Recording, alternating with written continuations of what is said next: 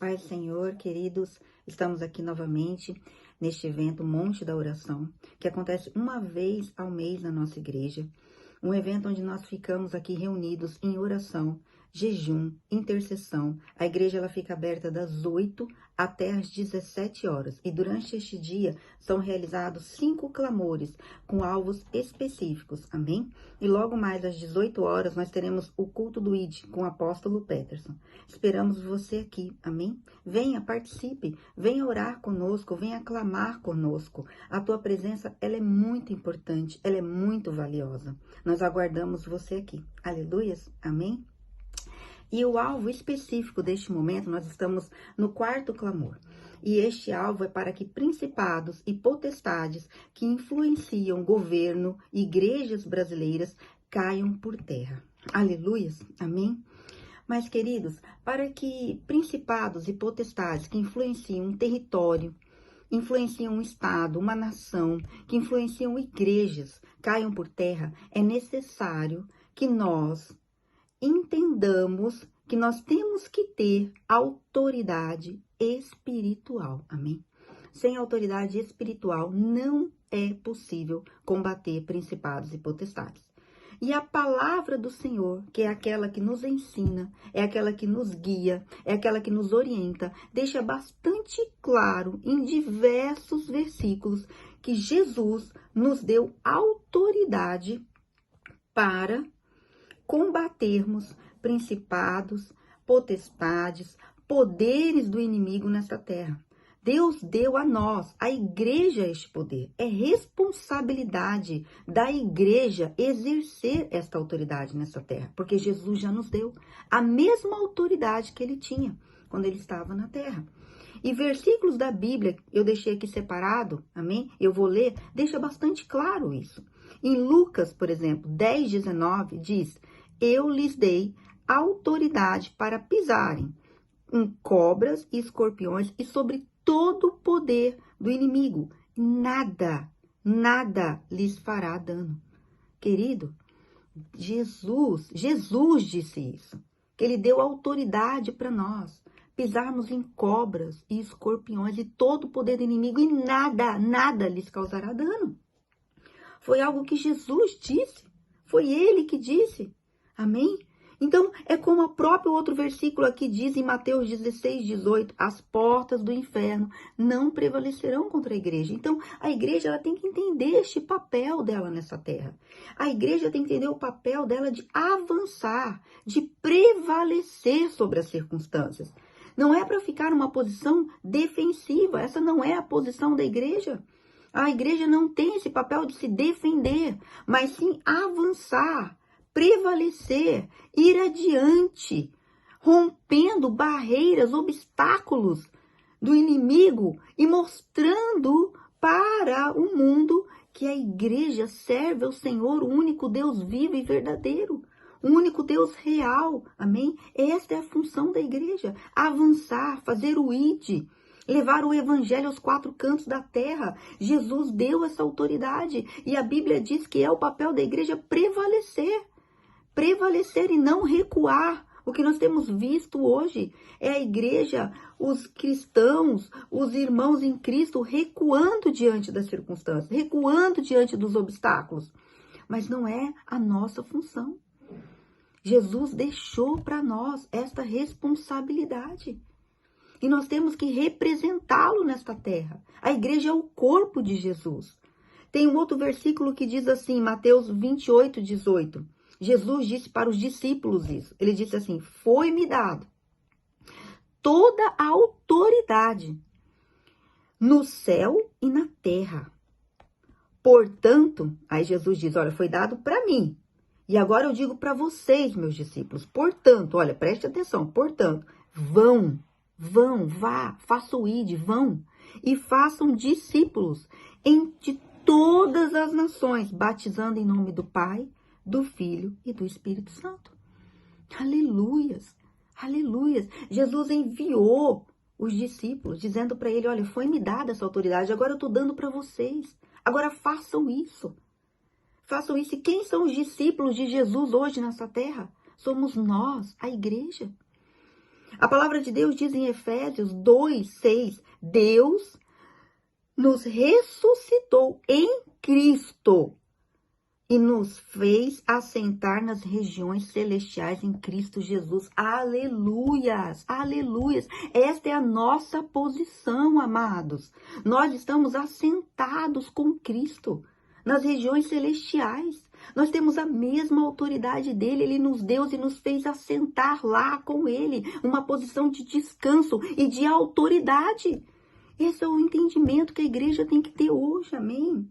Aleluias! Nós temos que exercer isso, crer nisso, acreditar nisso. Temos fé no nome de Jesus, que aquilo que declaramos no nome dele irá acontecer. Tem um livro do Carlos Anacondia, que é muito interessante, um testemunho que ele dá. Uma vez ele estava pregando numa igreja e de repente no meio da pregação começou a aparecer um enxame de mosquitos. E ele começou a ver que as pessoas ficavam agitadas, começaram a ficar agitadas, as crianças começaram a ficar inquietas. E ele começou a ver aquilo, aquela agitação, aquele murmúrio, aquela situação ali. E ele falou, nossa, isso aí vai atrapalhar a minha pregação. Isso aí vai começar a atrapalhar o meu ensino, a minha ministração, a palavra não vai fluir. E de repente o Espírito Santo falou para ele, repreenda esses mosquitos no nome de Jesus. E no primeiro momento que ele ouviu, sabe quando você ouve algo que parece impossível? Foi isso que ele sentiu. Não, isso é impossível. Tipo, a fé natural não alcançou a fé sobrenatural. Porque ele começou a pensar segundo os preceitos, os princípios, os pensamentos que ele estava na mente dele naquele momento. Como assim? Como mosquitos vão obedecer a minha voz? Como mosquitos vão sair daqui porque eu vou falar algo, porque eu vou declarar uma palavra, né? Ele pensou de maneira natural, mas aí ele falou, não, isso é impossível. E o Espírito Santo continuou insistindo, repreenda no meu nome. E aí, Carlos Anacondia falou assim para a igreja, olha, vamos orar para que esses mosquitos saiam daqui no nome de Jesus. E no momento que ele falou isso, ele viu pessoas abaixando a cabeça, outros virando para o lado, ele viu pessoas meio que, tipo assim, sinalizando um riso, sabe? E aí ele falou, não, ele manteve firme, ele escolheu acreditar. Ele escolheu acreditar no que o Espírito Santo estava falando. Ele falou, olha, mesmo que isso aqui pareça impossível, eu vou obedecer. E aí ele falou que mosquitos, né? Ele deu uma ordem, né, de comando, que esses mosquitos saiam daqui, saiam deste ambiente, no nome de Jesus. E assim que ele orou, determinou, com autoridade, crendo no nome de Jesus, a começar os mosquitos a saírem. Começaram os mosquitos a ir embora e todo aquele ambiente ficou limpo. E a partir daquele momento, ele disse que ele teve um ensino dentro dele, que aquilo foi uma revelação, que a fé que você deposita, mesmo que você esteja achando aquilo impossível, mesmo que a tua fé natural não alcance, os princípios, os preceitos, os preconceitos que muitas vezes tem dentro de nós, elas impedem que a fé flua. E quando você não permite que a fé flua no impossível, no nome de Jesus, as coisas não acontecem, não há autoridade. A autoridade, ela está ligada à fé que você deposita no nome de Jesus. Você crê que vai acontecer por causa do nome dele, por causa dele, pelo que ele fez na cruz por nós, pela autoridade que ele nos deu quando ele morreu e ressuscitou, o poder dele que vem sobre nós, a igreja do Senhor. E aí houve esse entendimento. E se nós, né, formos parar para pensar, eu separei aqui uma passagem da Bíblia que nos traz algo assim muito tremendo, que foi a fé de um homem que, não sendo judeu, ele escolheu acreditar em Jesus. Ele entendeu a autoridade que Jesus tinha.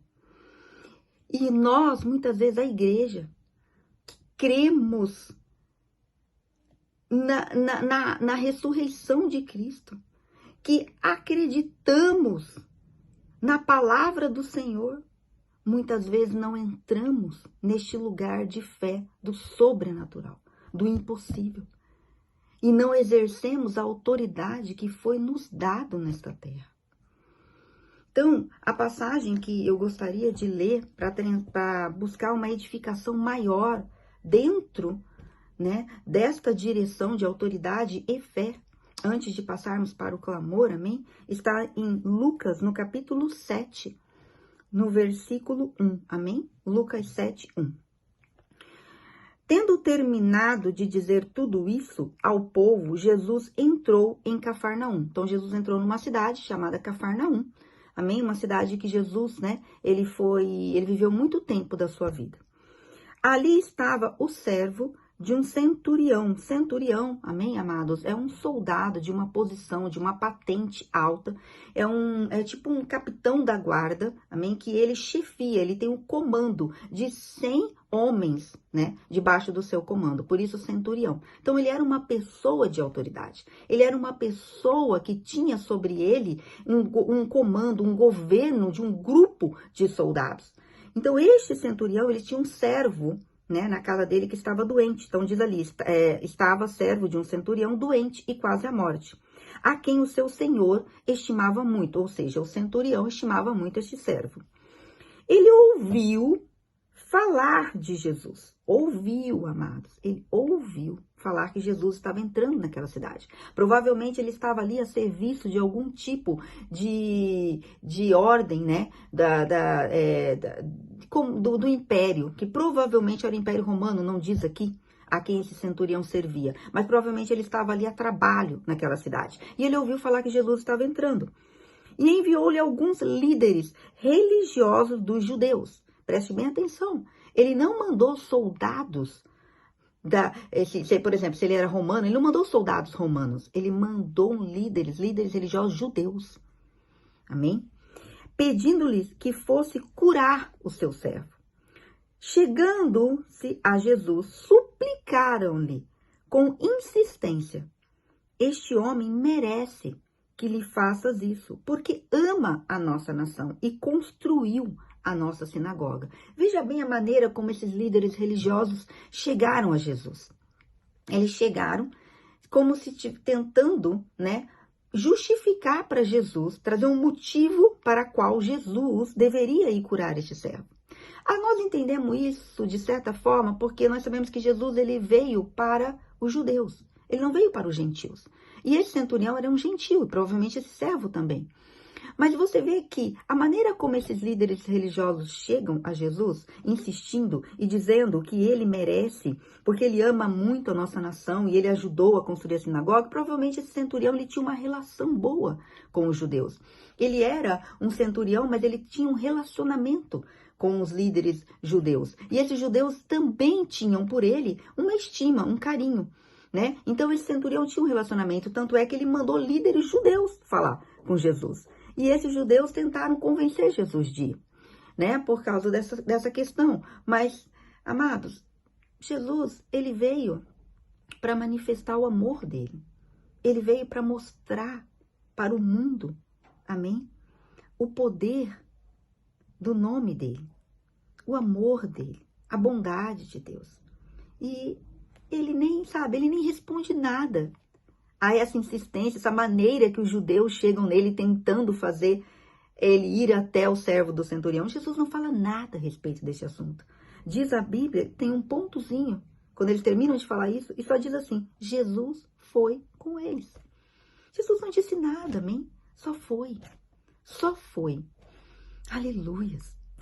E aí diz lá, já estava perto da casa, quando o centurião mandou amigos dizerem a Jesus: Senhor, não te incomodes, pois não mereço receber-te debaixo do meu teto. Por isso, nem me considerei digno de ir ao teu encontro. Mas dize uma palavra, e o meu servo, aleluias, será curado. Pois eu também sou homem sujeito à autoridade e com soldado sobre o meu comando. Digo a um, vá, e ele vai. E a outro, venha, e ele vem. Digo ao meu servo, faça isso, e ele faz. Aleluias, aleluias, glória a Deus, glória a Deus. Amados, olha que tremendo. Ele envia um grupo de religiosos para falar com Jesus. Jesus nem se dá o trabalho de responder que ele merece ou não merece, nem isso. Vai. Quando ele está chegando perto, esse centurião ainda insiste mais uma vez. Olha, não entre na minha casa, eu não sou digno. Não sou digno. Mas diz uma palavra. Ali demonstra duas coisas desse centurião. Que humildade, em primeiro lugar, de ele reconhecer a dignidade de Jesus, a importância de Jesus, quem Jesus era. De ele reconhecer o tão digno era Jesus e tão indigno era ele. Se colocou numa posição inferior, não sendo judeu. Não sendo uma pessoa temente ao Senhor. Reconhecia que Jesus era maior do que ele. Primeira coisa, ele reconheceu a dignidade. Ele teve honra, temor por Jesus. E depois ele diz, olha, mas nem precisa chegar perto da minha casa. Não precisa. Só diz uma palavra, só uma. Porque eu também sou um homem de autoridade. Quer dizer, eu reconheço a sua autoridade. Eu reconheço que você tem autoridade. E a tua autoridade, eu entendo. Porque eu também tenho e eu sei o que é dizer uma palavra e as coisas acontecem. Você pode dizer, vá para o teu servo e ele vai, vem e ele vem. E eles te obedecem. Então não precisa chegar até minha casa, não precisa entrar. É como se ele dissesse, não precisa tocar no meu servo. Você só precisa dizer uma palavra da onde você está, que eu sei que aqueles que você tem como servos teu, Jesus irá te obedecer. Olha que reconhecimento de autoridade. Olha que reconhecimento de autoridade que esse centurião teve. Um homem que não era judeu, um homem que não tinha os mesmos princípios que os judeus, reconhecer o tamanho, autoridade e poder no nome de Jesus. Em Jesus, numa palavra que Jesus iria declarar. E as coisas iriam acontecer. Foi tão sobrenatural, foi tão tremendo a fé que aquele homem depositou em Jesus, que o próprio Jesus elogiou a fé dele. Poucas vezes a gente vê na Bíblia Jesus elogiar a fé. E ele diz aqui, ao ouvir isso, Jesus admirou-se dele. E voltando-se para a multidão que o seguia, disse, eu lhes digo que nem em Israel, encontrei tamanha fé. Olha só o que Jesus diz a respeito desse centurião. Que fé esse homem teve, que despertou em Jesus, tirou de Jesus, arrancou de Jesus um elogio tremendo como esse, que não viu em Israel toda alguém com tamanha fé. Aleluias, aleluias. Então os homens que haviam sido enviados voltaram para casa e encontraram o servo restabelecido. Amados, esta é a fé que nós devemos ter. A fé que esse centurião demonstrou. A fé no nome de Jesus. Na palavra de Jesus. A palavra é a Bíblia. Se a palavra está dizendo que aquilo é verdade, é verdade. Que aquilo acontece, acontece. Esta é a nossa identidade. A palavra é a nossa verdade. Nós somos cristãos. Cremos em Cristo. Cristo é a palavra tem que ser a tua verdade. E o que está na palavra, você tem que declarar no nome de Jesus. Com fé, confiando que as coisas vão acontecer, porque existe uma autoridade que foi nos dada. Amém? Foi nos dada. A igreja está neste lugar assentada com Cristo nas regiões celestiais para liberar a autoridade de Cristo nessa terra. Aleluias. Que você seja despertado nessa tarde. Que a igreja seja despertada no nome de Jesus. Que você use do nome de Jesus. Que você construa a tua vida, construa o teu ministério. Que você chame à existência aquilo que o Senhor tem colocado no teu coração. No nome de Jesus. Amém. Aleluias. Glória a Deus, amados. Então agora, eu peço que você, se você puder neste momento, que você feche seus olhos, curve a sua cabeça. Vamos fazer este clamor, mas que você coloque toda a tua fé neste momento, no nome de Jesus. Que você creia, que você imagine, que você declare com fé e confiança no nome de Jesus, amém? Neste momento do clamor. Para que este alvo que nós estaremos orando neste momento aconteça. Aleluias. Glória a Deus. Amém? Então, amém. Vamos orar? Pai querido, no nome de Jesus, nós nos colocamos diante do Senhor como igreja, como a tua igreja nesta terra, lavada, remida, perdoada pelo sangue de Jesus. Aleluia, nós entramos na tua presença, Senhor, lavado pelo teu sangue, Jesus. Limpos pelo teu sangue, Jesus. Limpos pela tua palavra. Em nome de Jesus, o nome que está acima de todos os nomes. Como diz a tua palavra em Efésios. O poder, nós clamamos neste momento, o poder que ressuscitou Jesus dos mortos, que colocou Jesus muito acima de todo governo, todo poder, toda autoridade, todo nome que há de vir nesta terra, todo nome, ele está acima de todo nome. Então nós clamamos por este poder, e no nome de Jesus, neste poder, nós quebramos todo principado, toda potestade, todo poder do inimigo que se levanta, que influencia este governo, esta nação, as igrejas do Brasil, em nome de Jesus, sejam quebrados.